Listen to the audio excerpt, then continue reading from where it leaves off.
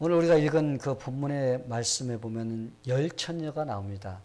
그런데 이 열처녀의 비유는 그냥 보통 이야기 같이 보이지만 그냥 보통 이야기가 아니고 이 속에는 깊은 그 뜻을 담고 있는 그런 이야기입니다. 이 혼인잔치에 열처녀가 신랑을 맞이하러 나갔어요. 그런데 신랑 오는 시간이 점점 늦어집니다.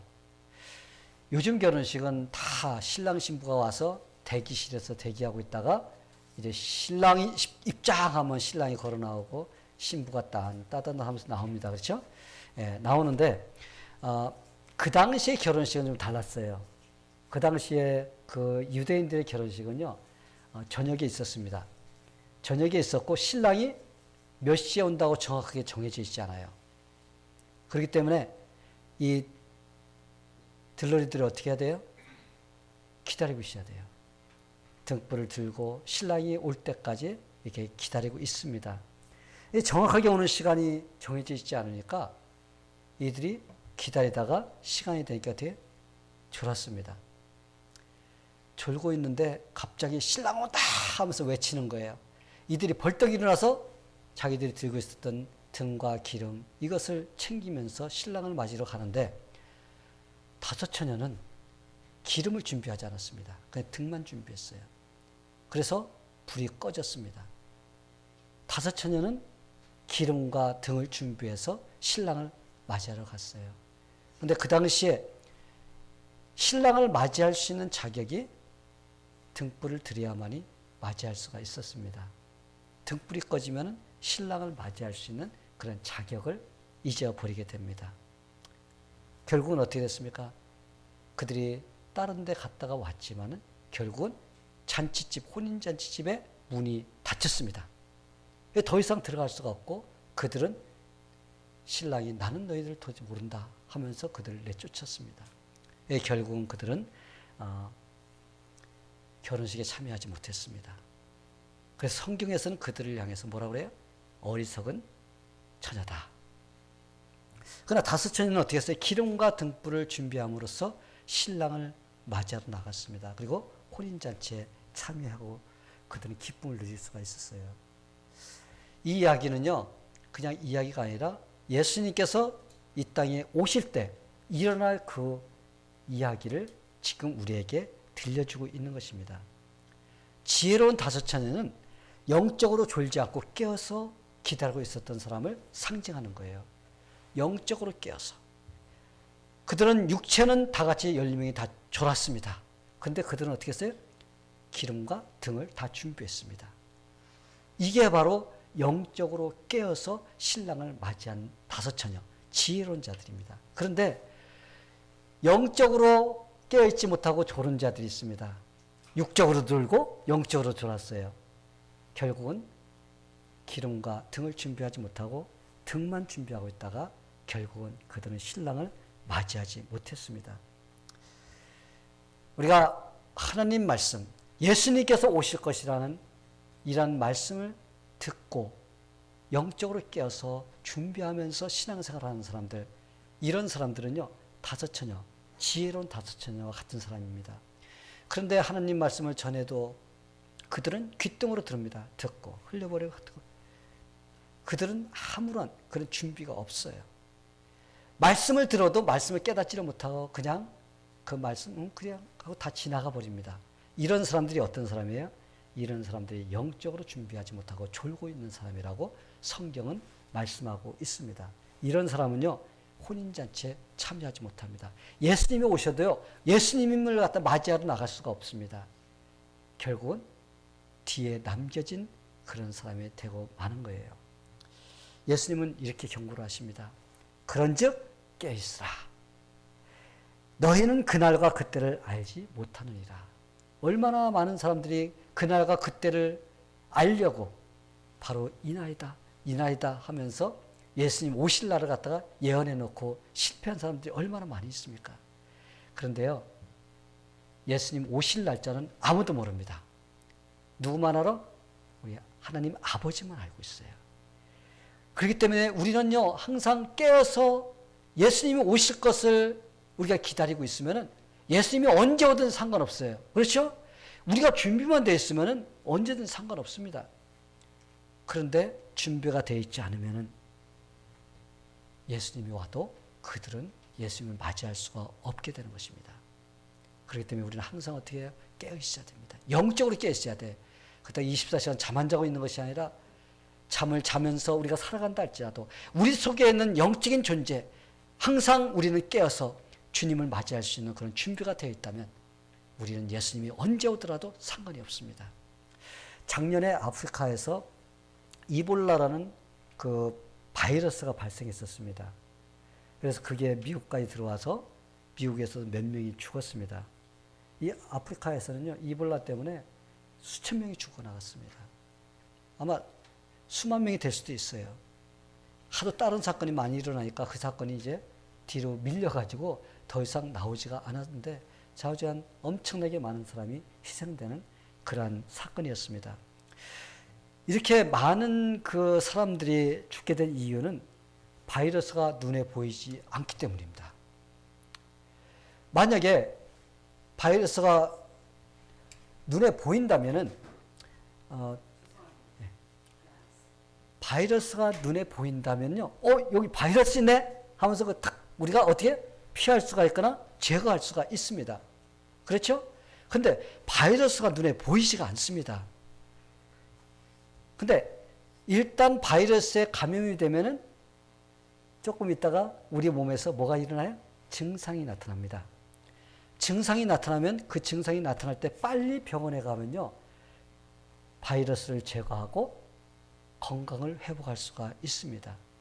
그런데 증상이 나타나는데도 아무런 대책도 세우지 않고 가만히 있으면 어떻게 되죠?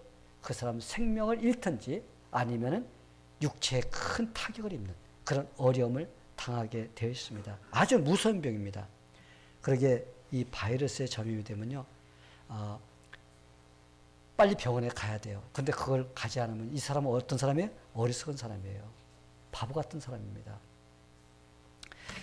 여러분에게 제가 좋은 그 하나 가르쳐 드릴게요. 요번에 가서 노예 가서 이 서든 이 남쪽에 있는 사람들이 bless your heart 이런 말을 많이 쓴다고 그래요. 이런 말을 언제 쓰냐면은 어떤 사람이 어려움을 당하거나 참 불쌍한 일을 당할 때 이런 말을 합니다. bless your heart.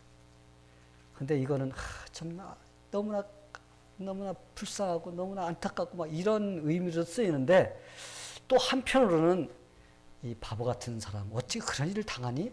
이런 의미도 담고 있다는 것입니다. 그래서 여러분들이 아이고 멍텅구리 같이 이런 말 쓰지 마세요. 앞으로 아셨죠? 앞으로 여러분이 멍텅구리 바보 같은 짓 이런 말 쓰지 마시고 좋은 말 쓰세요. Bless your heart. 아셨죠? 내가 바이러스에 감염됐는데도 병원에 가지 않으면 Bless your heart. 그렇죠? 이 멍텅구리란 말입니다. 성도 여러분, 이와 같이 우리에게는요, 바이러스가 보이지 않지만 영적으로도 영적 바이러스가 있어요. 이 영적 바이러스가 있는데 영적 바이러스에 감염되면 신앙생활에 타격을 입게 됩니다. 이 영적 바이러스에 우리 감염이 되면요, 사람들이 영적으로 죽게 돼 있어요. 그런데 사람들은 육신적인 병이 들면요, 잽싸게 어디 갑니까? 병원에 쫓아갑니다. 의사 쫓아가고 뭐 병원에 갑니다. 그런데 영적으로 죽어져 가는데도요, 아무런 그 마음속에 느낌도 없고 걱정도 없고 그냥 살아가는 사람들이 너무나 많이 있어요. 그런데요, 육신을 죽이는 바이러스 이거는 두려워하는데 영적인 바이러스를 두려워하지 않는 사람은요, bless your heart예요. 우리는요, 육적인 것보다 영적인 것이 더 무섭다는 걸 알아야 됩니다. 예수님께서 이렇게 말씀하셨습니다. 육신만 죽이는 자를 두려워하지 말고 육신과 영을 다 죽일 수 있는 자를 두려워하라. 육신을 죽일 수 있는 건요, 사탄이 우리를 갖다가 공격하거나 우리를 갖다가 잘못된 쪽으로 이끌어서 우리를 멸망시킬 수는 있습니다. 육신적으로는. 그런데 마귀는요, 영적인 것을 우리에게 타격을 줄 수는 없습니다. 왜? 육신과 영적인 것을 다 멸할 수 있는 분은 우리 하나님이시기 때문에요. 마귀는요, 우리를 갖다 지옥에 보낼 수 있는 자격은 없습니다. 그러나 우리가 그를 쫓아가면 마귀가 가는 지옥에 같이 가게 되어 있습니다. 하나님께서 바로 영적인 것과 육적인 것들을 같이 멸할 수 있는 그런 능력의 하나님이십니다. 그런데 우리가 누구를 두려워해야 돼요? 우리는 하나님을 두려워해야 돼요. 근데 사람들은요, 영적인 존재까지 죽일 수 있는 그 하나님을 두려워하지 않고 그냥 마귀 존재만 두려워하는 것입니다. 그래서 오늘 말씀에서는요, 우리가 육신보다도 영적인 것이 더 중요하다는 것을 우리가 알아야 된다는 것입니다. 우리는 이 세상을 살면서 우리가 비록 육신적으로는 조금 연약하게 산다 할지라도 우리가 구원받고 우리가 하나님을 섬기고 살면요, 우리는 영원히 천국에 가서 살 수가 있습니다. 그러나 아무리 육체적으로 건강하게 그냥 찔깃찔깃하게 100살, 200살까지 산다 할지라도 그 사람이 예수를 믿지 못하면요, 그 사람은요, 나중에 영원한 지옥에 가서 살게 되는 것입니다. 근데 대부분의 사람들은요, 육신적인 그 삶은 대단히 중요하게 생각해요. 이 육신적인 삶을 갖다 얼마나 중요하게 여긴지 몰라요. 그래서 육체의 병이 들면 얼른 의사에게 쫓아가고 약도 먹고 자주한 약이라는 약은 그냥 다 찾아먹는 이런 사람이 있습니다. 물론 우리가 병이 들면 먹어야 됩니다. 그런데 영적인 병이 들어서 영원한 지옥에 가야 되는데도 걱정하지 않고 육신적인 것만 위해서 살아가는 사람이 너무나 많이 있습니다. 그러나 영적인 병이 들면요, 찾아오질 않아요. 영적인 의사가 누구예요? 만병을 치료할 수 있는 분은요, 우리 예수님이십니다. 우리는 목사들은 예수님의 널스예요. 예수님께서 하라는 대로 따라 삽니다. 널스는요, 자기가 알아서 할 수 있는 사람이 아니에요. 의사가 지시 내리면 그것을 갖다 그대로 하는 것밖에 할 수 있는 자격이 없습니다. 그러나 이 만병을 치료할 수 있는 그 능력을 가지신 분은 오직 우리 예수님이십니다. 그래서 우리가 주님 앞에 나오면 영적인 병도 치료받고 또 주님께서 육신적인 것도 치료해 주시는 바로 이러한 축복을 누리며 살 수 있는 것이 바로 예수 믿는 사람들입니다. 성도 여러분, 우리는 영적인 바이러스를 무서워해야 돼요. 영적인 바이러스에 우리가 감염되면 영적으로 죽어버리게 됩니다. 이 세상에는 믿는 자들이 신앙생활을 하지 못하도록 하는 일들이 계속 일어납니다. 여러 가지 영적 바이러스가 있어요. 그런데 오늘 저는 여러분들에게 그 중에서 또 우리를 갖다가 쓰러뜨리는 그런 바이러스 하나를 소개시키려고 합니다. 그게 뭔지 아세요? 매너리즘이라는 바이러스예요. 여러분, 매너리즘 뭔지 아세요? 매너리즘은요, 그냥 타성에 젖어서 살아가는 것을 말합니다. 타성이 뭐예요? 그냥 아무런 그냥 느낌도 없이 내가 하던 습관대로 이렇게 따라서 그냥 하는 거예요. 주일이 되니까 성경책 엮이고 그냥 교회 오는 겁니다. 내가 교회에 지금 왜 와야 되는지도 모르고 교회에 와서 내가 어떤 것을 어떻게 해야 되는지 모르고 주일이니까 그냥 성경책 끼고 그냥 오는 겁니다. 그래서 1시간 동안 앉아서 그냥 앉아서 이 생각 저 생각하다가 끝나면은 같이 친구하고 밥 먹고 가는 거예요. 이게 내가 신앙생활이라고 생각합니다. 이런 생각을 가지고 사는 사람을 갖다가요, 매너리즘에 빠진 사람이라고 합니다. 그냥 내가 일정하게 틀에 박힌 일을 갖다가 아무 생각 없이 이게 살아감으로써 마음속에 어떤 신선미라든지 독창성도 없고 그냥 습관적으로 하는, 여기에 빠져 있는 사람을 갖다가 매너리즘에 빠져 있는 사람이라고 이렇게 말을 합니다. 근데 이 매너리즘을요, 매너리즘이 신앙생활을 하는 사람한테 찾아옵니다. 근데 초신자에겐 잘 찾아오지 않아요. 초신자는요, 맨 처음에 교회 오면요, 아무것도 모르는 깡통이었어요. 그렇죠? 예, 아무것도 몰라, 기독교에 대해서. 그래서 교회 와서, 이것도 새롭네. 저것도 새롭네. 모든 것을 막 배우기 때문에 매너리즘에 빠질 그런 시간이 없습니다. 근데 매너리즘에 빠지는 사람들이 보통 어떤 사람이 빠지냐? 교회 한 5년 내지 10년 정도 나온 사람. 그때부터 이제 매너리즘에 빠지기 시작합니다. 왜? 그 정도 다니면요, 교회에서 예배는 이런 것이야. 성경 공부 조금 배우다 보니까 성경 공부 뭐 조금 그런가 보다. 기독교가 이런 거구나. 이런 것들을 조금씩 알아갑니다. 예, 설교도 듣고 성경 공부도 하다 보면 어렴풋이 신앙생활이 무엇이라는 것을 이제 알게 돼요. 그러면은 이 정도면 나도 뭐 목사님만큼은 몰라도 나도 이 정도면 베테랑이야. 그래서 나도 많이 알고 이 정도는 나 혼자라도 신앙생활 충분히 해나갈 수가 있고 그래서 나는 대단한 존재야. 이렇게 딱 마음이 들어가면요. 그때부터 그 마음속에 이 매너리즘의 바이러스가 들어가 있는 거예요. 그러면 그 사람은요. 서서히 신앙생활이 약해지기 시작합니다. 습관적으로 하다 보니까 신앙생활 재미도 없고 근데 또 안 나올 수도 없어. 그러면 교회를 이렇게 나와야 돼. 나와도 그냥 아무런 느낌도 없이 그냥 힘도 없고 감정도 없고 기쁨도 없고 그냥 교회에 그냥 나오니까 나오는 겁니다. 그러다 보면요. 이제 하나씩 하나씩 교회 모임에 빠지기 시작합니다. 수요나 예배 나오던 것도 빼먹고 금요 성경 공부 나오던 것도 빼먹고 성경 공부 빼먹고 다 빼먹고 어떻게 돼요? 이제 안 나오면 안 되는 그 하나만 그냥 겨우 하면서 이렇게 유지해 나가는 그런 신앙생활로 이게 패턴이 바뀌어 버립니다. 이렇게 되면요. 마음속에 처음에는 그렇게 되면 찔림이 와요. 내가 이렇게 신앙생활하면 너무 느슨하게 되는데 안 되는데 막 이런 마음이 옵니다. 그런데 어느 정도 지나면요. 이제 그것도 없어져. 왜? 바이러스가 그 마음을 장악하고 있기 때문에 찔림이 없습니다. 그냥 괜찮아. 그러면서 그냥 습관적으로 이렇게 신앙생활을 하게 됩니다. 이런 증상이 나타나면요. 매너리즘 바이러스에 감염된 사람이라고 볼 수가 있어요. 이런 상태로 계속되면요. 영적으로 잠이 들 수가 있다는 겁니다. 나는 잘하는 것 같아. 난 다 알고 있는 것 같아. 그런데요. 그 사람 영적으로 잠이 들고 있는 것입니다. 처음에는 이런 바이러스가 들어오면요. 조금 좀 해볼까? 아니야 이렇게 하면 안 되지 하면서 하는데 그 다음에는요. 괜찮아. 난 잘하고 있으니까 이렇게 하면서 점점 영적으로 잠이 들어가면서 약하게 되기 시작합니다. 근데 그때 빨리 일어서서 내가 바이러스에 감염됐어. 이러면 안 돼. 치료해야 돼. 그러면 나와서 말씀으로 치료받고 내가 신앙생활을 회복하면요. 그 사람 다시 힘을 얻고 건강한 신앙인이 될 수가 있습니다. 성도 여러분, 믿는 자들이 매너리즘에 빠지면요. 대단히 위험합니다. 아멘?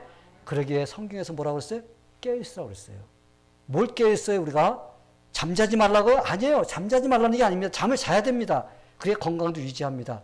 잠 잘 자야지 신앙생활도 잘합니다. 여기서 깨어있으라는 건요. 영적으로 깨어있으라는 겁니다. 예수님이 다시 오신다고 약속하셨지만 그 약속을 붙잡지 않고 습관적인 생활을 하다 보면은 예수님이 재림하신다는 말씀도 이제는 2000년 전부터 그렇게 말씀했는데 아직까지 안 하는데 그게 그렇게 대단한 거야. 오면 오는 거고 그런 거지. 이런 마음이 들어가게 됩니다. 성도 여러분, 우리는 신앙생활을 타성적으로 하면 돼요. 우리의 마음속에요. 예수님께서 주신 그 생명, 예수님이 주신 그 모든 소망, 기쁨, 이것을 내가 누리면서 내가 매일매일 새로운 마음을 가지고 우리가 살아가야지 우리는 매너리즘에 빠지지 않게 되는 것입니다. 우리가 영적으로 깨어서 새로운 마음으로 이렇게 살아가야 됩니다. 자, 여러분들은 지금 어떤가 한번 여러분 자신을 보시기 바랍니다. 나는 지금 혹시 매너리즘의 바이러스에 감염되어 있지는 않는가? 그래서 타성으로서 안 되면 안 되니까 할 수 없이 하는 거지. 내가 진짜 예수님의 구원의 감격, 그것 때문에 내가 진짜 주님을 예배하고 싶고 말씀을 배워서 내가 승리하고 싶고 이런 마음으로서 여러분이 지금 신앙생활에 임하고 있는지 한번 여러분 자신에게 물어보시게 되기를 바랍니다. 우리가 습관적으로 신앙생활을 하면요. 영적으로 무뎌지고 게을러지기 시작합니다. 하나님의 뜻을 깨닫지를 못하게 돼요. 자, 그렇다면 우리가 어떻게 해야지 매너리즘에 빠지지 않을 수 있을까? 이게 바로 방법입니다. 먼저요, 신앙생활의 목표를 높이 잡아야 돼요. 내가 신앙생활을 하는데 내 신앙생활의 그 수준을 높이 잡아야 돼요. 내 목표를.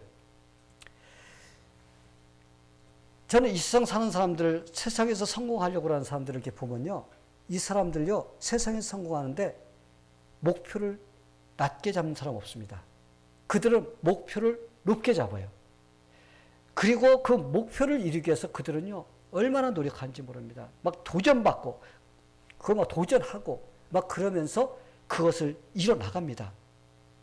절대로 내가 성공하고 싶어, 내가 뭐가 되고 싶어 그런 사람이 그냥 아주 밑바닥에 있는 그런 목표를 세워서 내가 저거 될 거야. 이런 사람 한 사람도 없습니다. 전부 다 어떻게 해요? 내가 지금 있는 상황 속에서 높은 수준을 잡고 목표를 세워놓고 그걸 향해서 달려가게 됩니다. 그리고 그것을 이루게 돼요. 이런 사람은요, 성공합니다. 그런데 그러지 못하고 수준을 내가 살고 있는 수준보다 낮게 잡고 사는 사람은요, 그 사람은 매너리즘에 빠지게 돼 있어요. 그 시시하거든요. 그러다 그거 하다 보니까 그냥 그렇게 합니다. 그러나 진짜 성공하고 싶은 사람은요, 내가 살고 있는 지금보다도 수준을 높게 잡아서 그것을 성취할 때 그것을 이루는 것을 볼 수가 있습니다. 신앙생활도 마찬가지예요. 신앙생활도요, 내가 더 잘하기를 원한다면 내가 목표를 높게 세워야 되는 겁니다. 사도 바울의 신앙의 목표가 뭔지 아세요? 그는요, 이 세상에 있는 것이 아니에요. 하늘나라 가서 하나님께서 나에게 주실 그 상을 받는 그것이 그 인생의 목표였습니다.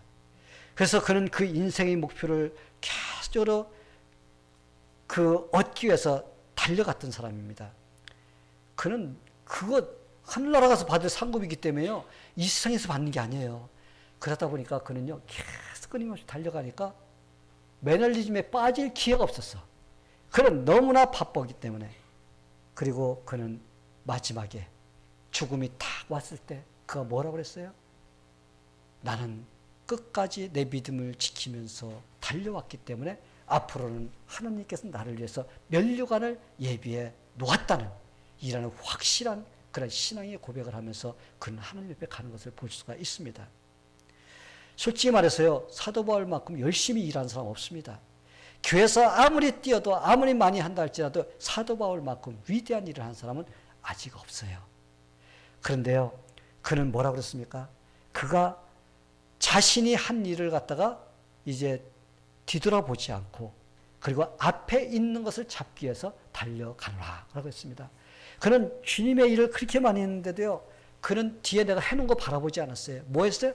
앞에 목표를 세운 그걸 향해서 그는 끊임없이 달려갔기 때문에 그는 딴청을 피울 수 있는 여유가 없었습니다. 그렇게 열심히 바쁘게 살았습니다. 그래서 믿는 자들은요, 목표를 높이 세워야 돼요. 신앙생활을 너무 쉽게 하면 안 됩니다. 좀 더 한 단계 높이 성장하고자 목표를 세워야만이, 그리고 도전해야만이 내가 매너리즘에 빠지지 않게 되는 것입니다. 유치원에 다니던 아이는요, 유치원이 끝나면 어디 가야 돼요? 초등학교에 가려고 목표를 세워야 돼요. 초등학교 졸업 맡은 아이는요, 어디 가야 돼요? 중학교 가려고 목표를 세워야 됩니다. 중학교 졸업 맡은 아이는 어떻게 해야 돼요? 고등학교 졸업 맡은 사람은 대학교 가려고 목표를 세워야 되는데, 덩치는 대학교 다닐 만큼 커가지고 유치원생이 하는 그런 일만 하려고 그러고 계획만 세우고 있다면, 목표를 세운다면 여러분 정상으로 보여요? 아마 정상으로 보는 사람 한 사람도 없습니다. 좀 뭔가가 덜 된 사람으로 이렇게 보게 됩니다. 이와 같이 신앙생활도 마찬가지입니다. 교회는 오래 다녔는데 아직도 기초적인 신앙에서 벗어나지 못한 바로 이런 모습에 있으면요, 이 사람은 목표를 어떻게 세운 거예요? 지금 대학교 다녀야 될 그런 상태인데 초등학교라든지 유치원의 그 수준을 계속 유지하려고 그렇게 하고 있는 사람이라고 볼 수가 있는 것입니다. 지금까지는 여러분이 주일 예배만 참여했다면 이제 수요 예배도 참여해야지 하는 계획을 세워야 됩니다.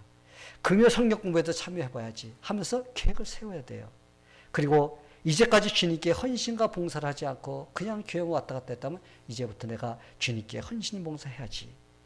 이런 목표를 세워야 됩니다. 지금까지 해오던 습관대로 하다 보면 어떻게 돼요? 매너리즘에 빠지게 되겠습니다. 똑같은 일만 반복하다 보면요, 시시해져요. 그리고 별거 아닌 것 같이 됩니다. 그러면 신앙생활이요, 그냥 따분하게 되는 그런 상태가 되어버립니다. 우리는 더 나은 신앙이 되기 위해서 어떻게 해야 돼요? 목표를 높이 세워야 됩니다. 아멘? 예, 히말라야 히말라야라는 산 높잖아요. 그죠? 그 높은 산에는 고산족, 그 높은 데 사는 그 족속들이 있습니다.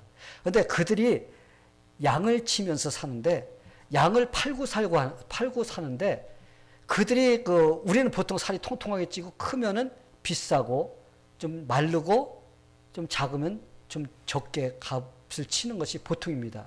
근데 그 사람들은요, 그런 식으로 사고 팔고 하지 않는다는 것입니다. 그들이 하는 방법이 있는데 어떻게 하냐?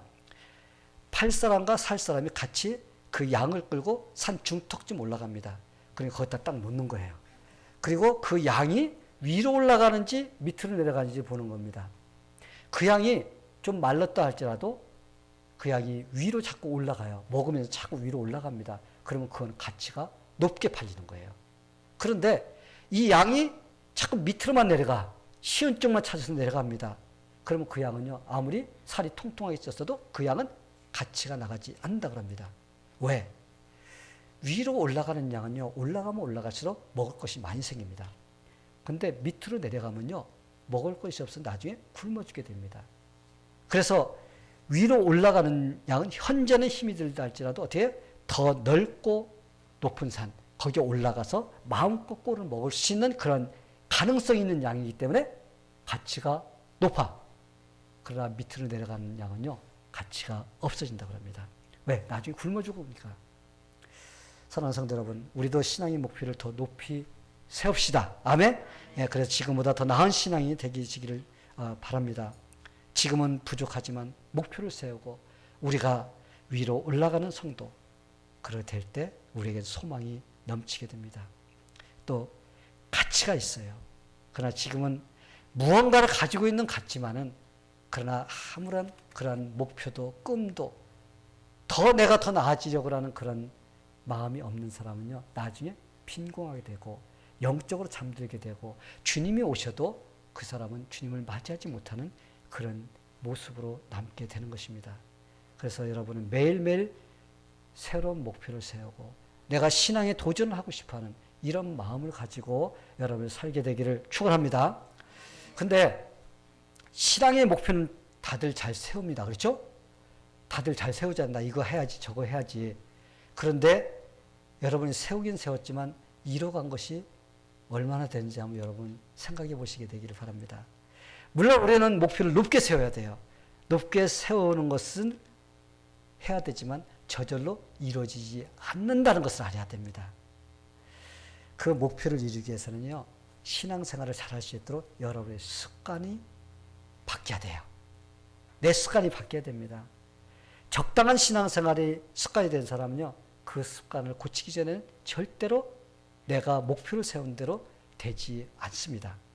왜냐하면 매너리즘도 하나의 습관이며 고질병이에요. 여러분 담배 30년 피운 사람이요, 담배 끊기 어렵듯이 이 습관도요, 고질병입니다. 안 끊어집니다. 교회 안 나오던 사람이 교회 나오려고 하면요, 모질게 마음 먹지 않으면요, 교회 나올 때만 되면 일이 터져. 교회 나오려고 하면 누가 나 만나자고 그래. 여러분, 이게 바로 뭔지 알아요? 영적 싸움인 거예요. 그냥 일어나는 것이 아니라 내가 무슨 계획을 세우고 하려고 하면요, 반드시 누군가 방해꾼이 생기게 되어 있습니다. 그런데 승리하는 자가 누구냐? 그것을 내가 이기고 일어서는 사람이 바로 믿음의 승리자, 영적인 승리자가 될 수가 있습니다. 매너리즘에 빠지면요, 편안하고 안락하게 살기를 원합니다. 이게 바로 아주 고약한 이 습관이에요. 만약 예배를 하나님께 잘 드리고 싶은 목표를 세운다고 하면요, 여러분은 주일날 하나님께 예배 드리기 위해서는 토요일날 여러분이 내가 10시에 전에는 잠을 자야 되겠다는 그런 계획과 목표를 세워야 돼요. 그러지 않고요, 막 12시, 1시, 2시까지 하루 이거 일부러 다닌다고 돌아다니고 그러다가 예배 드리러 나오면 어떻게 되는지 알아요? 아침에 나오면 나오기 싫고, 쉬고 싶고, 막 이런 마음이 들어갑니다. 그럼 그때부터 뭐가 돼? 마음속에 벌써 예배 드리려고 하는 것을 가로막게 되는 거예요. 그러면요, 예배 드리러 나와도요, 찬양을 드려도 그냥 습관적으로 따라 합니다.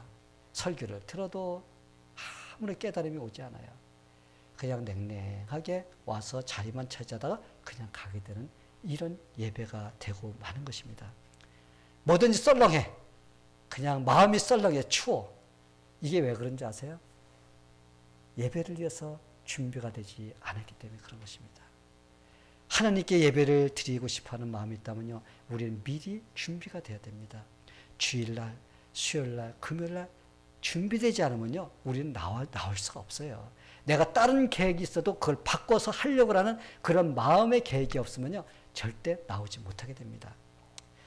우리가 하나님 앞에 예배 드리려면요, 먼저 기도해야 됩니다. 하나님, 오늘도 하나님이 주시는 은혜를 맛보게 해주세요. 내가 예배에 성공해야지 내가 세상에서도 내 삶에서도 성공할 수가 있습니다. 이건 영적 원리예요, 여러분. 예배를 올바로 드리는 사람은요, 세상 나가도 세상에서 승리할 수가 있습니다. 근데 예배 실패하면요, 세상에서도 실패하게 되어 있습니다. 그래서 하다못해 어떤 교회에서는요, 예배에 목숨을 걸어라, 이렇게 말하는 사람이 있어요. 그거는요, 내가 하나님 앞에 올바로 예배 드리면요, 하나님께서 내 인생을 책임져 주신다는 그런 말인 것입니다. 그래서 여러분들이 예배 드리거나 성경 공부를 위해서 기도하셔야 됩니다. 하나님, 예배도 잘 드리게 해주세요. 하나님께 영광 돌리게 해주세요. 또 앞에서 예배를 인도하는 목사님도 잘 인도해 줄 수 있도록 하나님께서 능력 주시고 함께 해주세요. 또 내 기도 열리게 해주세요. 마음도 열리게 해주세요. 그럼으로써 하나님께 온전한 예배를 드릴 수 있도록 도와주세요. 말씀을 배울 때 말씀도 깨닫게 해주세요. 이렇게 내가 기도하고요, 내가 교회 나오면요, 하나님께서 그냥 계시지 않습니다. 우리 하나님이요, 공짜 싫어하십니다. 여러분이 하나님 기도하면요, 하나님께서 그거 몇 배로 되돌려 주세요. 여러분의 마음속에 은혜를 주시고, 그래서 그 은혜 받은 그 마음으로 삶의 현장으로 돌아가면 하나님께서 여러분의 삶을 지켜주시고 인도해 주십니다. 아멘? 그러면 삶에 성공할 수가 있어요. 혹시 여기 계신 분들 중에서 나는 안 돼, 절대 안 돼, 난 습관이 되어서 절대 못 고칩니다, 목사님, 이렇게 말하는 사람이 혹시 있을 거예요. 나는 이거 더 못 고칩니다. 이게 어떤 습관인데 내가 고칩니까? 그런 사람도 고칠 수 있어요. 누가 고칩니까? 우리 하나님께서 고쳐주십니다. 우리 교회요, 30년 동안 담배 피우는 사람이 와서 끊는 거 있습니다. 우리 교회 안 된다는 것도 되는 교회입니다. 우리 교회는 그런 교회예요. 하나님께서 역사하시면요, 하나님께서 고쳐주십니다. 우리가 마음 먹으면, 하나님께 기도하면서 마음 먹으면 하나님께서 역사해 주세요. 내가 하는 게 아니에요. 하나님께서 해주십니다. 여러분, 동물은요, 자기 스스로 좋은 습관을 가질 수가 없습니다. 소가 하루아침에 일어나서, 오늘 내가 주인한테 말 잘 듣는 소가 돼야지, 그러면서 회개하면서 좋은 습관 들이는 소 봤습니까? 없습니다. 근데 하나님은요, 특별하게 사람에게 그런 능력을 주셨습니다. 사람은요, 습관을 내가 바꿔서 또 좋은 습관을 들이면요, 금방 그런 습관을 내가 가질 수 있도록 하나님께서 그런 능력을 주셨어요. 여러분 믿습니까? 네, 하나님께 능력 주셨습니다. 얼마 전에 텔레비전을 보았는데요, 사람이 소를 길을 들여서 말같이 타고 다니더라고요. 그래서 참 이 소도, 말 못하는 소도 이렇게 길을 들이니까, 사람이 길을 들이니까 되더라고요. 근데 여러분, 왜 안 됩니까? 사람이? 하나님께서 사람에게 얼마나 능력을 주셨어요. 사람은요, 주님을 의지하면서 결단을 내리면요, 할 수 있도록 주님께서 능력을 주십니다. 그러게 습관을 고치지 못하는 그런 것이 없어요. 근데 만약에 그 습관을 고치지 못한다고 하는 사람은요, 그 습관이 너무 편하기 때문에 고치려 하지 않는 거예요. 자기가 좋으니까 그냥 거기에 안주하고 싶어서요, 그냥 고치기 싶어하는 그 마음보다 고치기 싫어하는 마음이 더 크기 때문에 그걸 고치지 못하는 것입니다. 자기의 습관을 고치지 못하는 사람은요, 이미 매너리즘에 빠져 있고, 이미 그 사람은 세상에서 패배자가 되어 있는 거나 마찬가지인 것입니다. 왜? 내가 내 자신을 정복하지 못하면요, 내가 세상에서 무엇을 정복할 수가 있습니까? 우리는 내 자신을 먼저 주님께 내어놓고 정복을 해야만이 우리가 다른 것도 정복할 수 있는 사람이 될 수가 있습니다. 지금 여러분은 습관이 편리해서 꼭 붙잡고 있는 것이 무엇인지 한번 생각해 보시게 되길 바랍니다. 예수님은요, 라오디게아 교회 성도들을 향해서 이렇게 꾸짖습니다. 내가 차지도 않고 더럽지도 아니하도다. 내가 차든지 더럽든지 하기를 원하노라. 내가 이같이 미지근하여서 차지도 덥지 않으면요, 예수님께서 어떻게 한다어요? 토해낸다고 그랬어요. 예수 믿는 사람은요, 뜨거워져야 돼요. 차면은 차라리 저 사람 예수 안 믿는 사람이라고 우리가 알 수가 있습니다. 그렇죠? 근데 이건 차지도 덥지 않고 그냥 미지근하면서 예수 믿는 사람인지 예수 안 믿는 사람인지 이 구별이 안 돼요. 교회 오면 예수 믿는 사람 같이 하고 바깥에 나가면 예수 안 믿는 사람이 되어버립니다. 예수님요 그런 사람 싫어합니다. 차든지 덥든지 하면요 음식도 안 상해요. 그러죠? 근데 미지근하면 상합니다. 우리 예수님께서는 그걸 싫어하십니다. 매너리즘에 빠져 있는 사람이 바로 중간에 있는 사람이에요. 차지도 덥지 않은 미지근한 그런 상태에 있는 사람인 것입니다. 하나님께서는요 우리를 향해서 뜨거워져라 이렇게 말씀하십니다. 모두 영적으로 깨어있게 되기를 축원합니다. 예, 그래서 주님이 오실 때 우리가 주님을 맞이할 수 있는 그러한 영적으로 깨어있는 다섯 처녀와 같이 주님을 맞이해서 우리가 기쁨으로 혼인잔치 참여해서 우리가 주님과 함께 영원히 천국에 가서 행복하게 살 수 있는 그런 축복받은 사람이 돼야 됩니다. 이곳에 있는 사람들 중에서요 한 명도 거기에서 쫓겨나서 미련한 다섯 처녀와 같이 주님 나라에 가지 못하는 그런 자가 나오지 않게 되기를 축원합니다. 우리 모두 지혜로운 다섯 처녀가 되어서 영적으로 깨어서 우리가 승리하며 살게 되기를 예수님의 이름으로 간절히 축원합니다. 다 같이 기도하겠습니다.